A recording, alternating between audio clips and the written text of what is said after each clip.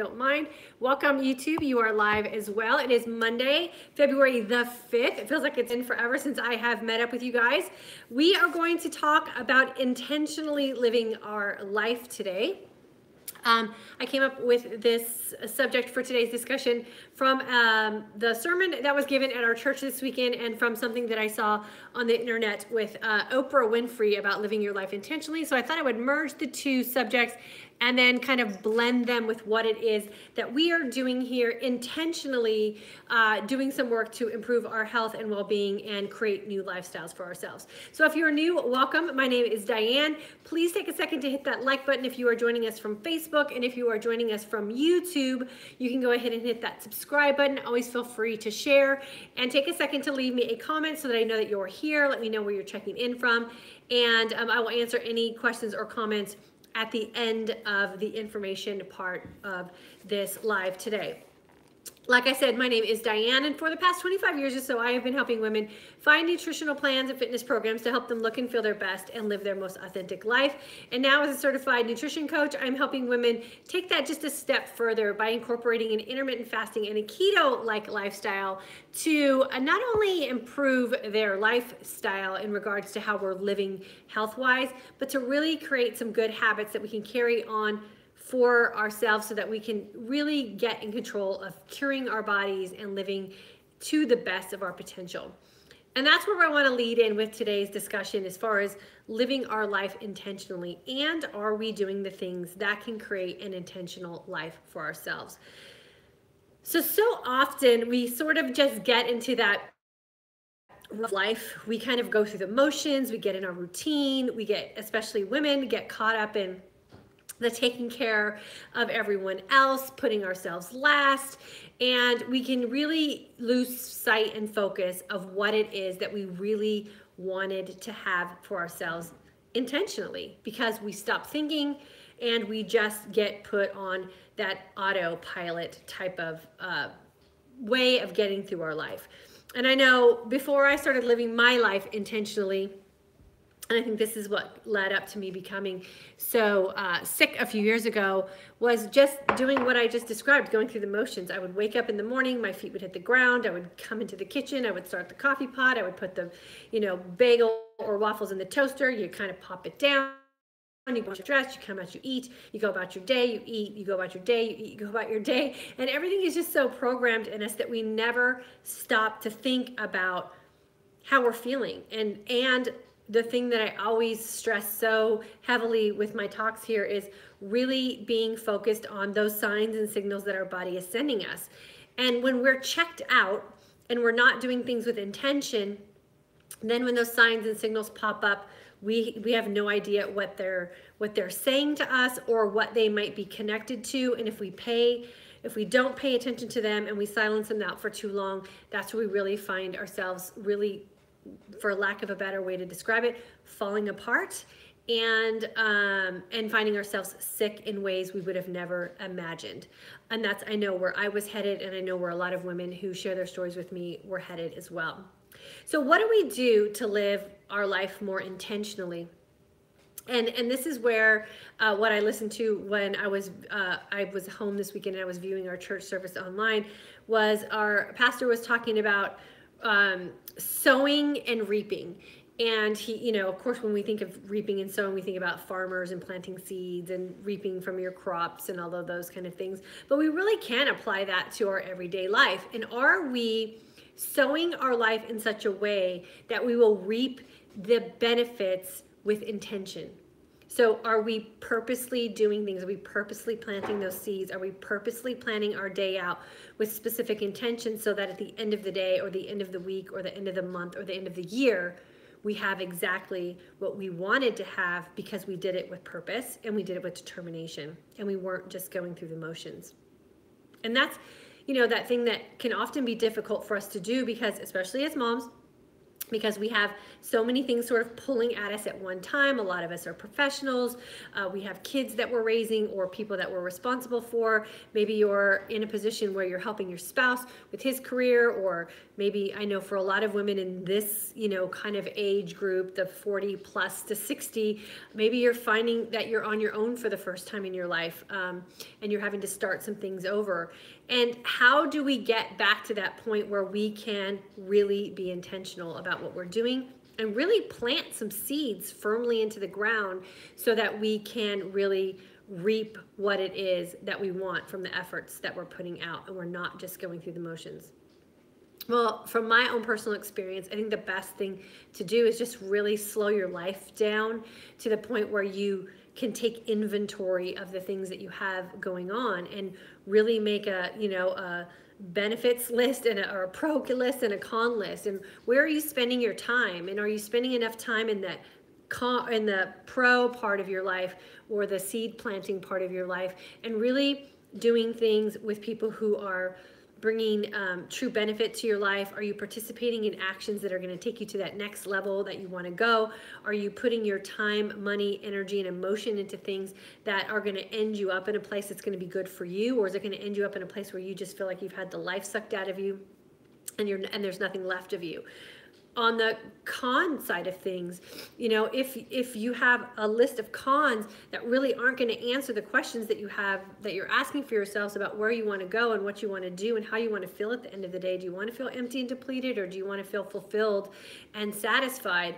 And then you got to start just marking some stuff off of a list on the con side, and then you got to start putting some stars by some things on that pro side, and really just whittle it down so you have a list that's manageable that you can actually start putting some action steps to, or an opportunity to plant some of those seeds that maybe you've been hoping to plant but never found that you had the right opportunity. And oftentimes those opportunities are there. We just haven't put enough intention into them. We haven't put enough thought into them, and we haven't made them a high enough priority on our list that we can actually put them into action. So how does this apply to us here in this intermittent fasting and keto-like lifestyle world? This is exactly where we need to start when we want to make some change as far as the intentions that we have for our life, and where it is we want to put our energy when we're planting seeds, and how it is we want to reap those benefits from where we've put our energy and our thought and our emotion. Because we have to take care of ourselves first. And if we're a hot mess and we're falling apart and we're not feeling well, then there's no possible way that we could be living our life with the true intention in which we hope to live it, because we're being so sidetracked by not feeling our best, by not being confident, by not feeling empowered, by not being able to make good decisions for ourselves so that we are hopeful about what we can next month or next week or year or years or decades to come. And I know for myself, just battling at bronchitis the last 2 weeks, and the time that I feel like I lost not being 100%, and I was looking back at that time thinking, God, what a waste that was, that I wasn't able to just get up and live my day and live my life the way I intended for it to be in January. I mean, I have a whole planner of plans and to-do lists and things that I want to get done the very first part of this year, and I was sick. So all of those things that I intended to get done and intended to accomplish, all those seeds that I really wanted to plant, were put on hold because I wasn't my best. And yeah, sometimes those things are out of your control, and I had to do what I had to do. But now today, sitting here feeling I'm at my 100% again, and how excited I am to really go back to the intentions that I had with everything that I have written down in my planner and all the goals that I've had for this year. It feels great, and it is so energizing, and it's so exciting to be able to live my life with that intent again. So if you're feeling like you don't have that to bring to your day every day, you really got to put those lists together of the pros and the cons and figure out where it is that your life might be sucking you dry. Maybe it is your health. Maybe it is the way you feel when you're putting things into your body and you haven't really made those connections yet. Maybe it's some things in your environment that are kind of sucking the life out of you, or maybe it's some people that you're hanging out with that maybe aren't putting you in that right direction of where you should be going, and they're taking things away from you and not really adding to what it is that you value in your life. And And it's worth some time to really do that inventory list and to figure out where it is that you can create some good energy and some good time management and some good decision making, where you can start putting yourself first and you can really start living with the intention that you hoped that you could live with, but maybe you've never really had the opportunity yet. And I know, we've been raising a family for the last 17 years. Our son's getting ready to go off into college, and just these last couple years with him being a little bit more independent and our daughter, becoming, growing up, and, she's in middle school now, and Michael and I really are starting to feel like we can really live our life with our full intentions now, because we don't have so many people pulling on us. We don't have so many people depending on us the way they did when they were little. And it's a really good feeling to know that, the world is yours, but you can't take advantage of the world being yours, and you can't take advantage of these opportunities of your kids growing up and becoming successful and everything that you hope they would be if you're sick and you're run down and you don't have that inside joy of life, because every day you wake up feeling miserable. And so really figuring out and giving yourself an opportunity to figure out what's going on with your body, possibly even reverse some things that are going on with your health, giving yourself the gift of having energy back and enthusiasm for your life, is really a gift that we often don't look at like a gift, because we're lacking that intention again, and we're not really sure where it is we want to go with our life, because we're just going through the motions, and we get so set in our ways of feeling bad that we forget what it really could feel like to feel amazing. And I just finished a course for January, and some of the testimonials and stories that we're getting from the women who are now figuring this stuff out, figuring out like what it actually feels like to feel amazing again, because we've been feeling bad with all of these things that we've been putting in our bodies, and our hormonal disruption, and the breaking down that we have of some of the systems in our body, where we're fighting autoimmune disorders, or we're like I was insulin resistant and pre-diabetic, and carrying around that extra 15 pounds that made me feel so self-conscious about everything I did in my life. And being free of all of that now that I've healed myself and really have created a lifestyle where every single day I can wake up feeling amazing, and every single day I can wake up with an abundance of energy that allows me to live out the intentions that I have for my life, and really have the energy to plant those seeds and then reap the benefits, not only for my own family, but what I can give beyond my family now, because we have this abundance of health, and this abundance of energy, and this abundance of intention of what it is that we're doing with our day every day. So you're worth it. And if you feel like you're just going through the motions in your life and you don't really have a set plan for yourself, really consider looking at how you're feeling every day when you're waking up, and what it is that you're having to deal with, maybe medically, or what you're feeling with emotion-wise, or what you're feeling energy-wise. And do you have an opportunity to make some changes there so that you can open up some new doors for yourself, and then really reap some of those benefits that life has to offer. Life's too short and life's too good to walk around every day feeling like you're getting beat up. Whether that's, like I said, by a relationship or a job or a bad financial situation, much less feeling like you're being ripped up or beat up by your own health decisions that you feel like you're stuck with. But what we're finding here in this amazing community is that we're really not, that we really do have the information available to us and the resources available to us to really make some great changes. So hopefully this resonated with you. I know that there are women who like to hear the verses that kind of go with the scripture, with these kind of talks. So I made sure that I got these for you guys in case you want to do a little deeper research on this in your your study books or your Bible or whatever. So the verses that went with this talk today are 2 Corinthians, and it's verse 9, or chapter 9, verse 6. So 2 Corinthians chapter 9, verse 6. And then specifically talking about you reap what you sow is 2 Corinthians chapter 9, verse 7. So those two go together. And then you reap after you sow. So we sow and we plant some seeds, and then we reap after things have been planted and have a chance to kind of cultivate and work their way through. And that would be 1 Corinthians chapter 3, verse 4 through 6. And then another great verse and a great way to think about what it is that we're doing intentionally with planting seeds and then reaping the benefits of those down the road would be you reap more than you sow. And that would be 1 Corinthians chapter 3, verses 7 through 9. And I'm sure Kara will list those in here as well. But it was a really great message. And the whole time I was listening to it, I was thinking about all of you guys, thinking, gosh, we could do this with this community too. We could do this with the choices that we're making. With what we're doing with our health every day, and we deserve to make these kind of choices, and we really deserve to plant these seeds, and learning what fasting can do for us aging women, and learning what those signs and signals are that our body is sending to us when we put things in it that it can no longer tolerate. We deserve to have this opportunity to be healthy, to be happy, to be energetic, and to be able to live our life with true intention. And there's no better gift that we can give ourselves. There's no better gift than we can give the people who love us.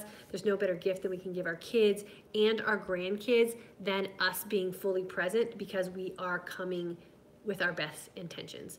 So I'm going to go ahead, if you guys don't mind, and I'm going to welcome everybody from YouTube who's joining us today. And then Facebook, I'll jump over and welcome everybody from there. Asia, welcome from Atlanta. Gessie, I think it is, from the February course. Well, welcome. Good to have you with us in February. Melissa in the February course, welcome. Eva from Canada, welcome. Sandy from August in the alumni course. Fresno, California. Sandy from the UK, it's 9 p.m. here on the 3rd. Oh, you're on the 3rd of February course, did 20 hours today. Awesome, Sandy, for being in the February course and doing a 24-hour fast. That's really good. You should be very proud of yourself. Hopefully you are feeling well. Kitty Cat, hello from South Carolina. Kelly from Denver. Oh, so good that you needed this message today. I always love when the message lines up with the people who need to hear it. So thank you for sharing that with me, Kelly. Kitty Cat, I'm loving this. Thank you. I'm here with purpose and intention for my health, coming off a 19-hour fast. Congratulations, Kitty. Is it best to eat carbs mainly at dinner? I try protein, natural fats, veggies to break my fast. No carbs. Does no carbs till dinner maximize health healing efficiency for us using IF keto for women? Well, every woman's body is different, Kitty Cat. So I say go with how you're feeling when you do it that way, and then just make adjustments as needed. That would be the best advice I can give you there. And then Johnny from Alaska, welcome. Let me see who's over here on my Facebook page. And if you've just jumped on to YouTube, definitely make sure that you leave me a comment over there so that I know that you are joining us live and I can welcome you as well.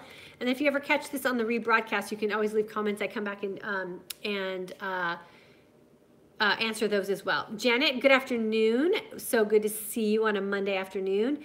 Joy, good to have you here as well. Lynn from the January into February class, welcome. Diane, good afternoon from Pennsylvania. Pam from, oh, she's enjoying the updates. Well, good. I'm so happy. April started your February program. Awesome. April, so good to have you in our February group. That's a great group of women. It's a nice number of women and very interactive. So you guys are in a really supportive community in our February group. So I'm really excited. I can't wait to see what you guys are going to be able to accomplish in that group. Liz from Australia, finally starting to feel better after a bad reaction to an ice cream over the weekend. So glad I'm doing your courses. Diane, you know how much further damage I could have been doing to my body had I not been listening to the signs and signals. Okay, so Liz, I'm going to share a little bit about what happened to you this weekend. So Liz ate an ice cream that she had been eating with her husband. You know, it was nothing new that she introduced into her life, but she had a really severe allergic reaction to it, and she only had half of an ice cream. She shared it with her husband. Face was red, broke out in a rash. I think she felt a little anaphylactic shock coming in where her throat was shortening up. And this was not a new food item to her. It's just that she had cleansed and detoxed her body through intermittent fasting and through really paying attention to what she was doing in her feasting window. And then she put this food into her life and realized that her body had a reaction to it. The scary thing about these kind of reactions is that she's always been having a reaction to it. It's just that that reaction had been masked or been cross-reacting with some other things, and now it's showing its ugly head and its true a true reactionary state of what it's doing to her body, and was going to cause her further damage had she not exposed this reaction. So congratulations, Liz, you're on your way to healing. I read the ingredients list on the thing that you ate, and it was a gourmet food item was how it was advertised, and it was literally a chemical explosion of things. I don't even think there was real food in it. And a lot of those things that we really caution women from consuming when they're really trying to heal their bodies. So Liz had a big aha moment. I'm glad it wasn't too serious, but I'm glad that it hit you where it's going to last and really make you look at ingredients list. And I've shared with you guys here before how I realized how bad soy was affecting me when I was truly living my life intentionally trying to figure out what it was that was making me so sick. And I'd cut everything else out of my life. No dairy, I was no gluten. I thought I was completely soy free, and I had this big of a piece of a turkey bacon slice, turkey bacon being the healthier option for bacon. And this big of a piece made me so sick because it had soy lecithin in it. And that was the big aha moment for me as well. So I had the same type of experience, and now I avoid all soy items because I don't want to get sick again. So we have these little gifts that come to us, and we have to pay attention so that we can hone in on what it is that's making us so sick. And you're right, Liz, that could have been really bad for you down the road as you continue to just break down your system. So I'm super excited that you had that happen to you, and I'm very grateful that it wasn't too serious. And thank you for sharing as well. We always appreciate you guys sharing your stories. Jillian, hello from Alberta. January course and February refresher. So enjoying this new lifestyle. In just 4 weeks of IF and the keto-like lifestyle, and my jeans that were too tight to wear are now loose. Well, that's a great win. Congratulations. And just 4 weeks. So that's cool. And Jillian, you can leave a comment over here too. I bet you didn't feel like you were dieting at all. Shailene, here from your February group, looking for a water filter. Can you tell me what you use in addition to the one in your refrigerator? We rarely drink water from our refrigerator anymore. We mostly drink the Mountain Valley or Pellegrino mineral waters. So I can't offer you any advice there. We had someone come out and we were thinking about doing a filtration system in our house, but it was so expensive that we just would rather, we enjoy our bottled water, so we just do it that way. I always suggest checking around your local area, and if you have any Facebook groups for like your neighborhood, that's a really great place to ask as well. Gail from Missouri, welcome. Mary, good afternoon from Traverse City, Michigan. Finished my first 16-hour fast, had salad, roasted veggies, and pumpkin shake in the last 3 hours. Hope to go for 20 hours starting tonight, feeling great. Mary, if you put a plan in there to do 20 hours, you'll do 20 hours. So keep us posted on that, and good luck. Janet, IF has helped me to get back on track, not only health-wise, but my overall life direction. Passion Planner has helped me set a plan into action. Phase 1, January has been completed, decluttered, and yard sale done. Finally feeling energized and alive again. Janet, you've done some great things, girlfriend. I'm so proud of you, and you are totally living your life with intention. So you're planting some great seeds, and I can't wait to see what you are able to reap from everything that you're doing that's so positive in your life.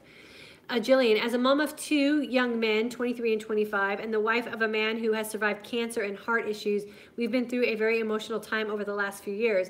And I am an empathetic person and tend to own everyone's problems.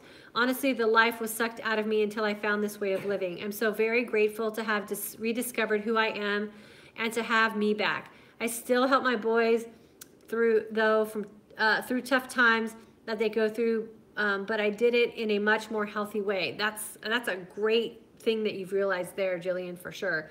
I can remain calm and be of help instead of instantly being tipped over the edge by issues they want my guidance with. Thank you, Diane. Well, Jillian, you did the work. So I just gave you a path to go down, and you were the one willing to go down the path. So congratulations to you. And I'm a hot-headed person myself. And I've noticed that intermittent fasting has helped me be calmer in a lot of situations too. I mean, I'm always going to be hot-headed. That's just who I am by nature. But I feel like I can handle situations a lot better too, just because I don't feel I'm always firing off. So I bet your boys appreciate that. And as moms, we'll always be there to help our kids. That's just how we live our lives.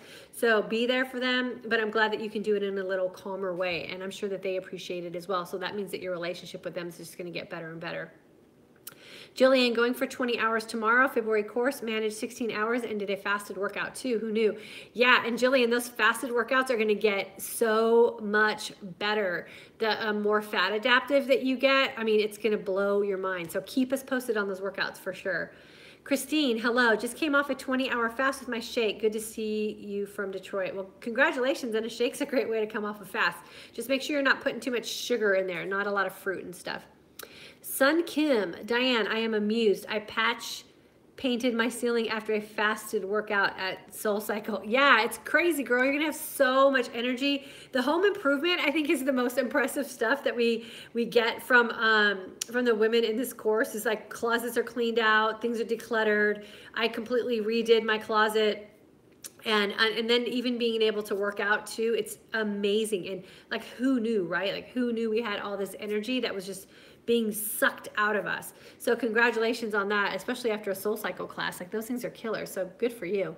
Gail, first day of IF without chewing gum. I'm on a 23-hour fast. Good, and good that you're kicking the gum habit. That's a good thing. Debbie from Pennsylvania, the February group. Deborah from February group, wondering about taking meds and supplements like melatonin and allergy meds while on the fast. Okay, so you have to do what you have to do medication-wise. I can't tell you, I can't give you advice on medicine. That has to be directed back to your doctor. I am on antibiotics myself right now. I tend to take them right when I break my fast and then right before I go to bed. So I'm getting them in twice a day. I'm not probably managing the hours quite well enough. But you got to do what you got to do with your medicine. So allergy medicine and stuff like that, what you'll probably find is that the better you get at your fasting and your feasting and figuring out your intolerances, the less you'll be dependent on your allergies, unless it's just an environmental thing with ragweed and all that kind of stuff. You might not ever get rid of that. But some of the smaller type of allergies, you might find some relief from some of those things. So you have to do what you have to do.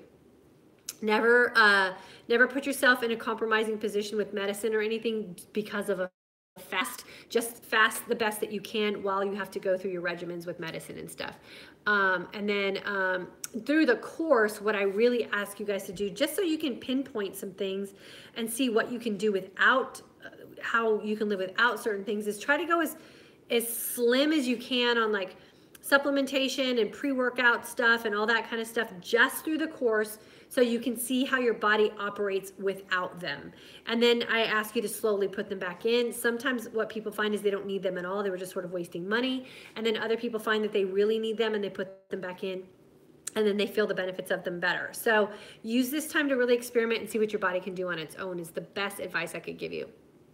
Pam, hello from February group. I am in over 18-hour fast right now, planning my feast tonight. Congratulations. Ingrid, girlfriend, how are you? Haven't seen you forever. Janet, working on selling my house and making offer on a new one, phase 2 in February. Janet, I can't wait to see what happens with you, girlfriend. You are on a roll. I am so, so happy for you. Susie, Diane, mid-July 2017 group. What are your thoughts of adding more ingredients to the fat shake? Wheatgrass, cocoa, maca. I say put it in what you want. You know, the great thing about a shake is that you can hide so much stuff in one shake. So I've had days where I've completely loaded mine up, and that might be the only meal I have in a day. It's nutrient dense enough.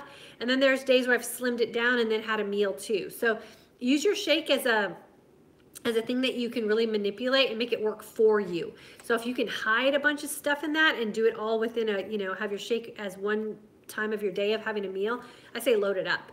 And then just play with it as necessary, because you're going to notice some changes in your body. And if you like them, then it's working. And if you don't like them, then it's probably not working. And then just make adjustments accordingly. But I love to hide stuff in my shake for sure. Carla, started with the February group. My colon is not happy. I fasted a few days last week and then over the weekend had KFC. I know, dumb choice. What do I need to eat that would get my colon back on track? I'm thinking probiotics, but also gentle food. Yeah, I would say try to just go as clean as you can. Maybe some fresh raw vegetables, kind of just cleanse that out of your system. Probiotics might work. Lots of water. Maybe do a 1 meal a day fast for a couple days and just see if you can get that to kind of get out of your system. But KFC, I would not consider that like anything you want to put in your body. You will probably always have that kind of reaction. Kim's, hi, started with February group, just came off a 20-hour fast with olives. Do you recommend tracking macros to stay keto-like? No, that's where keto-like came from, is that you don't really have to track your macros. I would say you want to be aware of them. And you'll notice as we move along the course, we provide you with some information about how to figure out your net carbs and stuff like that. But for this week, what I want you to do is just kind of be aware of how you feel when you put the normal foods that you've had in your life in your body, and then kind of evaluate from there. And we all know what really heavy carb foods are.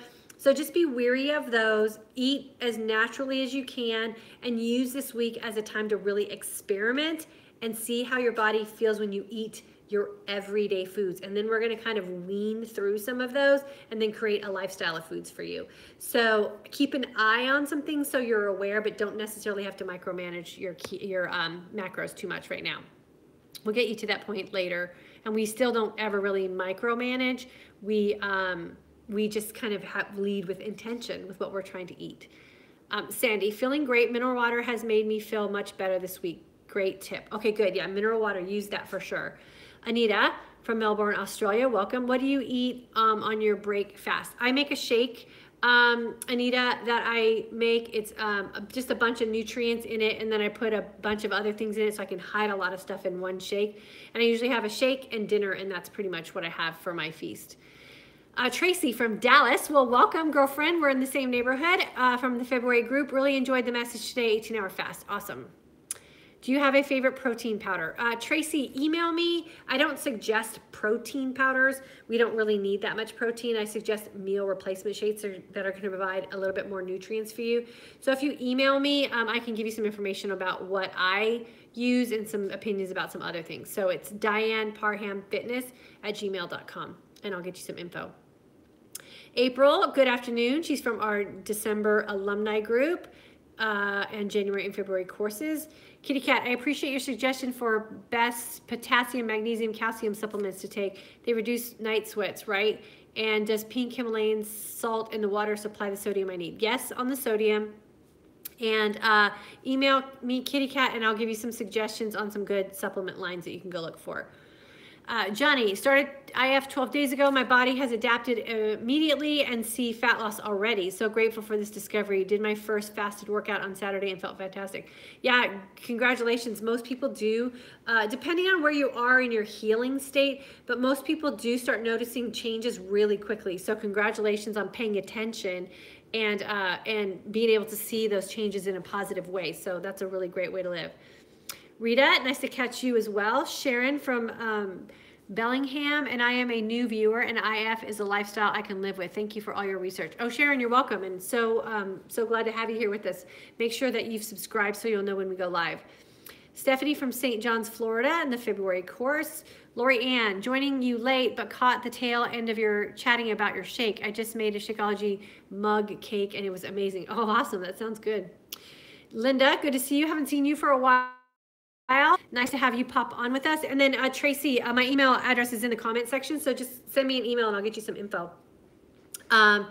So yeah, live your life with intention. If you want to heal your body, you can heal your body. If you want to feel better, you can feel better. If you want more energy, you can have more energy. But it's not going to come on an accident. You have to intentionally put things in place. You have to intentionally put things in your life so that you can plant some seeds and then reap the benefits. And then what we want to do with what we reap personally is make sure we're paying that forward and extend that out to the people who are in our lives. Maybe extend that out to some people who aren't in our lives but maybe need to hear from us.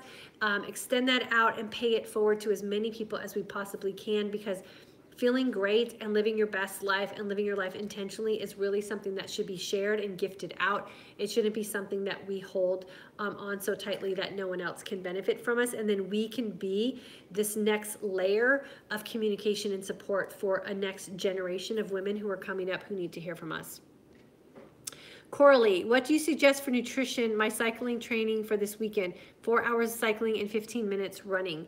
I would say, Coralie, I like to eat a heavy carb dinner the night before. When I say heavy carb, I don't mean spaghetti. I mean like sweet potatoes I would do, something that's going to be gentle on your system. And then make sure that you're drinking plenty of water. You want to make sure you go into that hydrated. So if you're drinking your water now, make sure your body's totally hydrated. And then maybe have some snacks with you on your ride, maybe some nuts. And maybe find a good type of meal replacement bar that's not too sugar heavy, but it's going to give you some good energy to kind of get you through that last push. And the research that I'm doing with some books that I'm reading is that endurance athletes like yourself do much better fat adaptive than they do carbo loaded. So you want to make sure that you have plenty of fat in your body that you can burn off and use as your energy source, and that'll keep you from hitting that bonk that a lot of endurance athletes get when they feel like they've run out of stored glycogen. We never run out of stored glycogen. There's always plenty of reserve in our muscles. So you have to make sure that your mind is going to be on that ride with you, and keep telling your mind that your body has plenty of energy to utilize, and just keep tapping into those thoughts and your body will be fine. So probably some sweet potatoes and a good solid meal the night before, and you should be fine. Plenty of water. Hydrated going in. You don't want to be dehydrated going in.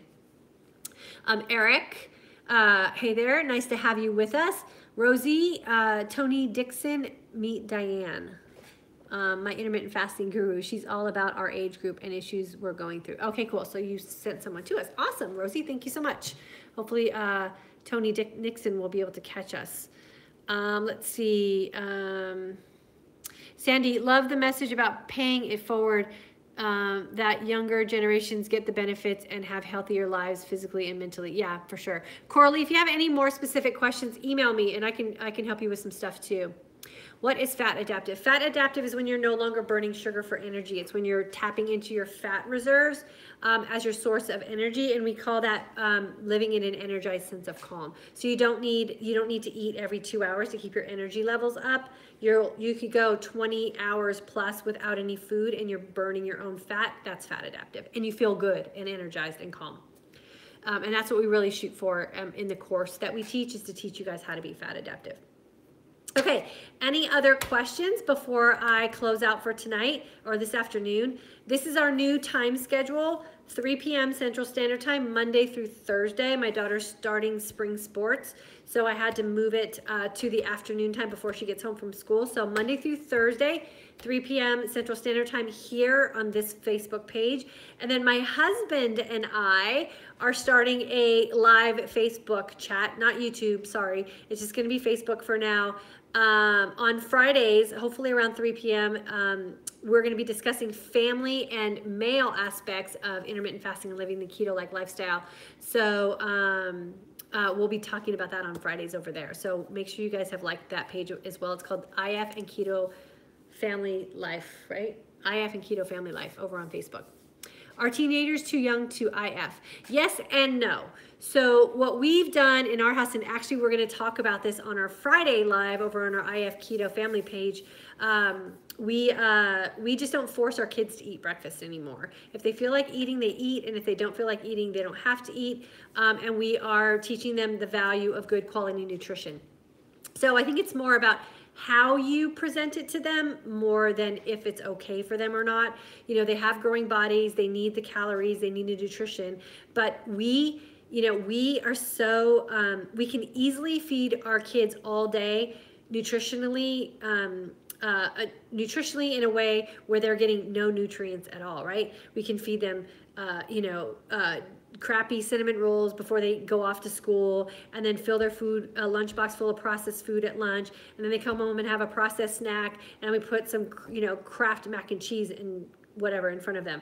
So we be feeding them all day, but it doesn't necessarily mean we're feeding them well. So if you incorporate an intermittent fasting or a keto-like lifestyle and just don't shove it down their throat or say they are not allowed to eat, and really to just teach them the value of good nutrition and really tuning in to what their body's signs and signals are telling them. Are you hungry?